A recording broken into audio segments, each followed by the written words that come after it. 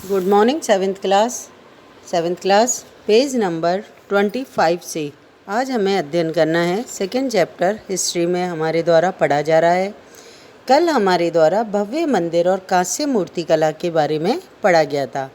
हम यहाँ पर अपने सेवेंथ क्लास के स्टैंडर्ड में जितना भी अध्ययन कर रहे हैं चोल साम्राज्य के अंतर्गत कर रहे हैं, जिसके प्रमुख राजा राजराज और राजेंद्र प्रथम रहे थे। विजयालय के द्वारा जिस वंश की स्थापना की गई थी और इसके अंतर्गत ही हमारे द्वारा मंदिरों को देखा गया था, मंदिरों का विस्तृत रूप से अध्ययन किया गया था। कृषि और सिंचाई के किन किन तरीकों को अपनाया गया था, क्योंकि यहाँ पर जो कावेरी नदी बहती थी वो बंगाल की खाड़ी में गिरने से पहले छोटी छोटी शाखाओं में बट जाती थी और बार बार ये शाखाएं जो है पानी को उलीसती थी। उलीसती से मतलब था कि आपके जो उपजाऊ मिट्टी अपने साथ बहाकर लाती थी उसे बार बार वो बिछाती रहती थी, जिससे ये क्षेत्र कैसा था, बहुत अधिक उपजाऊ होता था। फिर उसके बाद आपके द्वारा इसके अंतर्गत बाढ़ को रोकने के लिए या सिंचाई को कृत्रिम रूप से सिंचाई करने के लिए पानी का नियंत्रण करने के लिए प्रबंध किस प्रकार से किया जाता था, नहरों का निर्माण कैसे किया जाता था, वो सब अध्ययन किया गया था। आज हम इसके अंतर्गत साम्राज्य का प्रशासन का अध्ययन करेंगे। प्रशासन साम्राज्य जो है हमारा चोल प्रशासन ही है, चोल साम्राज्य ही है, उसके प्रशासन से संबंधित बातों का अध्ययन हमारे द्वारा किया जा रहा है। बेटा, प्रशासन किस प्रकार से संगठित था? प्रशासन किस प्रकार से संगठित था? किसानों की बस्तियां जो उर कहलाती थी, नोट कर लो इस नाम को। उर से क्या अभिप्राय है? चोल प्रशासन के अंतर्गत या चोल साम्राज्य के अंतर्गत किसानों की जो बस्तियां थी, किसान जहाँ रहते थे, उन्हें उर कहा जाता था। सिंचित खेती के साथ साथ बहुत समृद्ध हो गई थी। इस तरह के गांव के समूह को नाडू कहा जाता था। जब ये जो छोटी छोटी बस्तियां थी, ये जब बहुत अधिक रहत हो जाती थी या बहुत सारे गांव या बहुत सारे उर मिल जाते थे, तो उस समूह को नाडू कहा जाता था। ग्राम परिषद और नाडू न्याय करने और कर वसूलने जैसे कई प्रशासकीय कार्य भी करते थे। बेल्लाल जाति के धनी किसानों को केंद्रीय चोल सरकार की देखरेख में नाडू के कामकाज का अच्छा खासा नियंत्रण हासिल था। बेल्लाल जाति के धनी किसान, नोट कर लेना बेटा, यही मुख्य रूप से साम्राज्य के लिए या राजा के लिए नाडू के कामकाज का प्रशासन संभालते थे या नियंत्रण रखते थे। उनमें से कई धनी भूस्वामियों को चोल राजाओं ने सम्मान के रूप में मूवेंद्र वेलन, 3 राजाओं को अपनी सेवाएं प्रदान करने वाला वेलन या किसान, यार प्रधान जैसी उपाधियां उपलब्ध की थी और उन्हें केंद्र में महत्वपूर्ण राजकीय पद भी सौंपे गए थे। इस प्रकार से पदों का विभाजन इनके द्वारा किया गया था या उस समय विशेष में चोल प्रशासन के अंतर्गत किया गया था। देखो नेक्स्ट पेज नंबर 26 पर आपके ऊपर ही ऊपर हेडिंग डली हुई है, भूमि के प्रकार। ये भूमि के प्रकार के अंतर्गत चोल अभिलेखों में भूमि की विभिन्न कोटियाँ या श्रेणियों का उल्लेख मिलता है। पहले नंबर पर जो दे रखी है वेलन बगाई। वेलन बगाई के अंतर्गत कौन सी भूमि आती है? गैर ब्राह्मण किसान स्वामी की भूमि को इसमें सम्मिलित किया जाता है। देखो, दान के अंदर, उपहार के अंतर्गत या अन्य तरीके से जो भूमि दी जाती थी राजा के द्वारा, उसमें एक भूमि की प्रकार जो थी वो वेलन बगाई थी। ये गैर ब्राह्मण किसान स्वामी को प्रदान की गई भूमि होती थी। दूसरे नंबर पर है ब्रह्मदेव। ब्राह्मणों को उपहार में दी गई भूमि को ब्रह्मदेव कहा जाता था। तीसरे नंबर पर इसमें दे रखी है शाला भोग। शाला विद्यालय को कहते हैं बेटा। किसी विद्यालय के रखरखाव के लिए दी गई भूमि या रखरखाव के लिए प्रयोग की जाने वाली भूमि शाला भोग कहलाती थी। देवदान, जिसे तिरुनमटुकनी मंदिर को उपहार में दी गई भूमि को कहा जाता था। और पल्लीचंदम, जैन संस्थानों को दान में दी गई भूमि को कहा जाता था।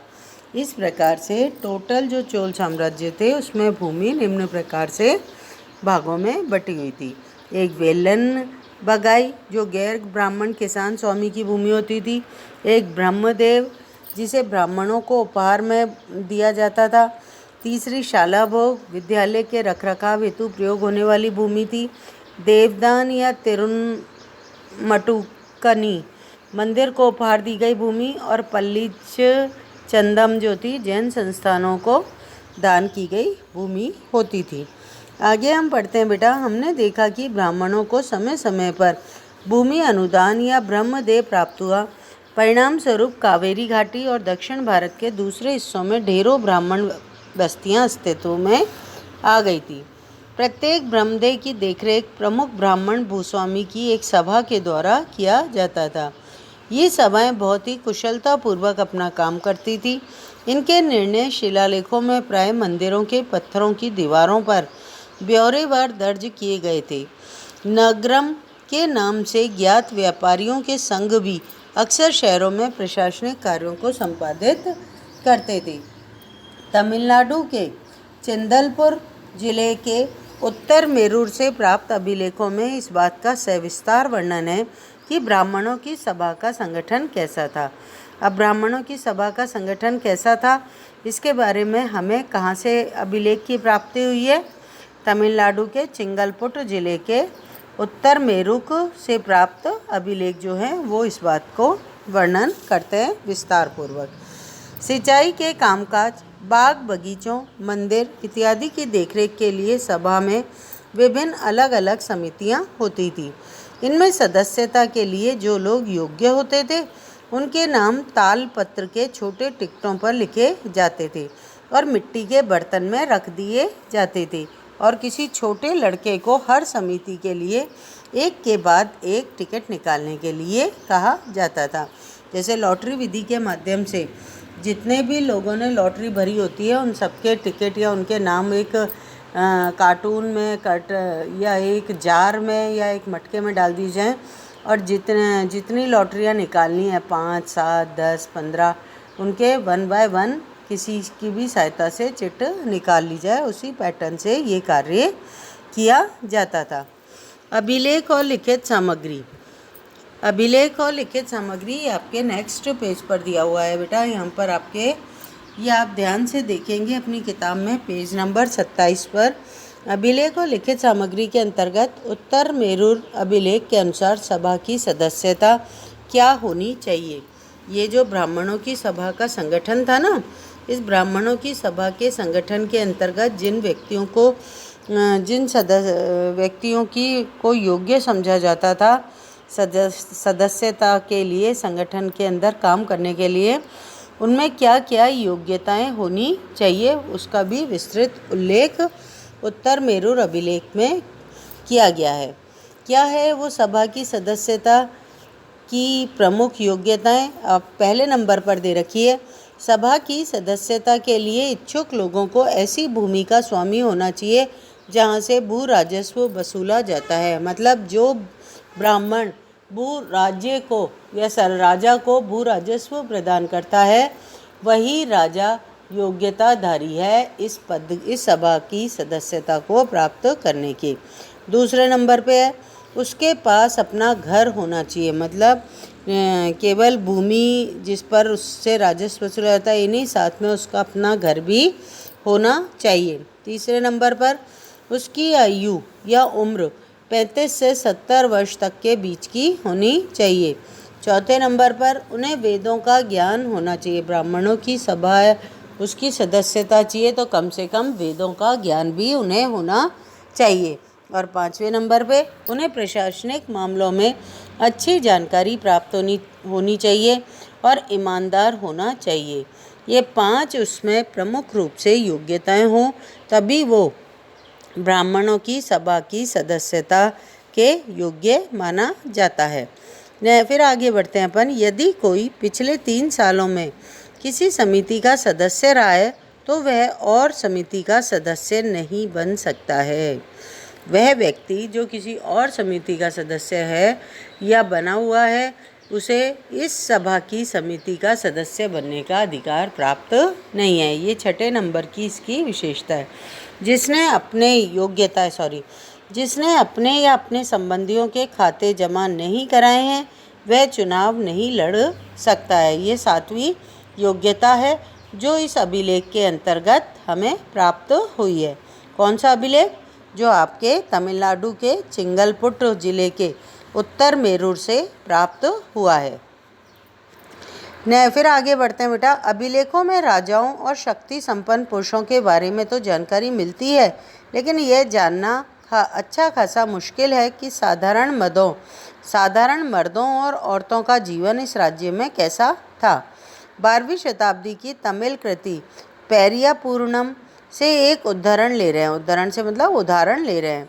अडनूर की सरहदों पर फूस की पुरानी छाजनों वाली छोटी छोटी झोंपड़ियों से अटा पड़ा पुलाया किसे कहेंगे?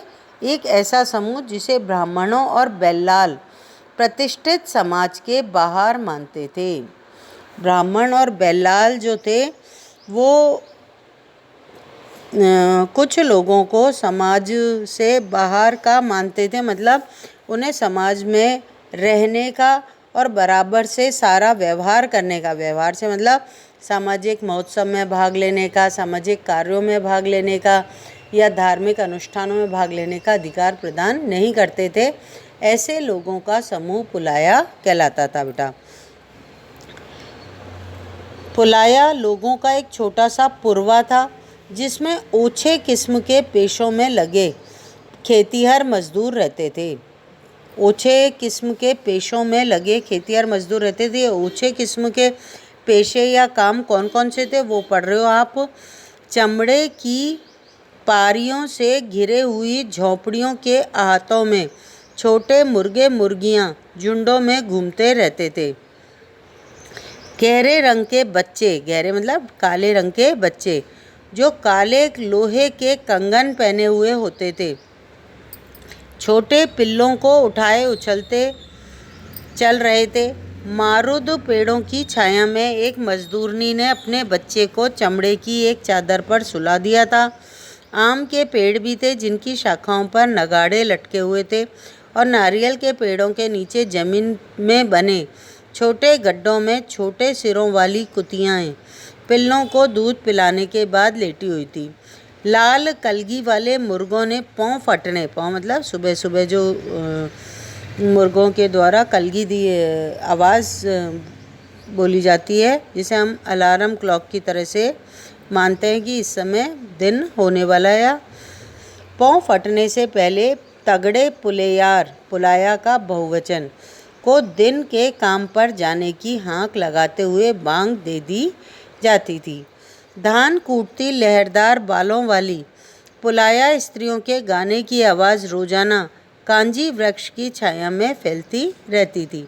ये बेटा यहाँ पर ये जो एक पुलाया करके जन समुदायों का समूह था जो कि समाज में प्रतिष्ठित वर्ग और ब्राह्मण वर्ग के साथ रहने के योग्य नहीं माना जाता था। उन्हें एक कोने में राज्य के जगह प्रदान की गई थी और वो कौन कौन से कार्य करते थे, उनकी जो सामाजिक स्थिति थी, उनका जो पहनावा था, रहन सहन था, उसके बारे में यहाँ पर जानकारी दी गई है।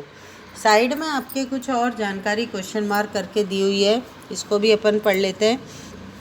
क्या आपको लगता है कि महिलाएं इन सभाओं में हिस्सेदार होती थी? लगता तो नहीं है, क्योंकि एक बार भी महिलाओं के बारे में कोई चर्चा नहीं की गई है।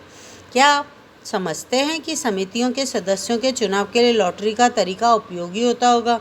लॉटरी का तरीका तो उपयोगी है, लेकिन बेसिकली ये लॉटरी विधि के माध्यम से चुने नहीं जाते होंगे, बल्कि अपनी अप्रोच से या इसमें भी भ्रष्टाचार प्रयोग होता होगा। और इसके नीचे एक और बॉक्स बना हुआ है, उसमें लिखा हुआ है, क्या इस पूर्वे में कुछ ब्राह्मण थे? जितनी तरह की गतिविधियां चल रही थी उनका वर्णन करें। आपके ख्याल से अभिलेखों में इन सब का उल्लेख क्यों नहीं किया गया था? यहाँ बेटा इस चैप्टर का लास्ट पैराग्राफ रह गया है, अपन उसका भी आज अध्ययन कर लेते हैं।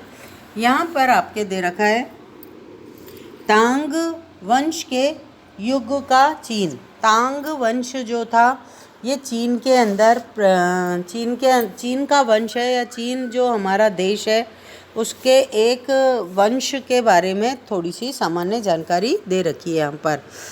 चीन में तांग राजवंश के तहत एक साम्राज्य स्थापित हुआ था जो लगभग 300 वर्षों तक 7वीं से 10वीं ईस्वी तक सत्ता में रहा था। इसकी राजधानी शियान दुनिया के सबसे बड़े नगरों में से एक थी, जहां तुर्की, ईरानी, भारतीय, जापानी और कोरियाई आया जाया करते थे। तांग साम्राज्य परीक्षा के माध्यम से नियुक्त की गई नौकरशाही द्वारा प्रशासित होता था। इन परीक्षाओं में हर इच्छुक व्यक्ति बैठ सकता था।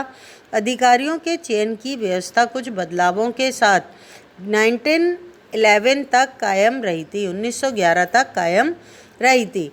भारतीय उपमहाद्वीप में प्रचलित व्यवस्थाओं से यह व्यवस्था किन मायनों में भिन्न थी। देखो, आपने 2 के अंतर्गत जैसे समिति का चयन किया गया था या योग्य व्यक्तियों के चयन किया गया था भारत में समिति के लिए जो प्रशासन से संबंधित कार्य को संभालती थी, उसी तरह से चीन के अंदर तांग वंश के अंतर्गत जिनका शासन 300 वर्षों तक लगभग रहा था, उस वंश के अंतर्गत किस प्रकार से प्रशासन में प्रयुक्त किए गए व्यक्तियों का चयन किया जाता था, जानकारी दी गई है बेटा।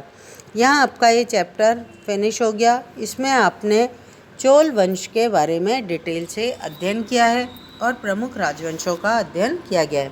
आज के लिए हमारे द्वारा इतना ही अध्ययन किया जाएगा। थैंक यू बेटा।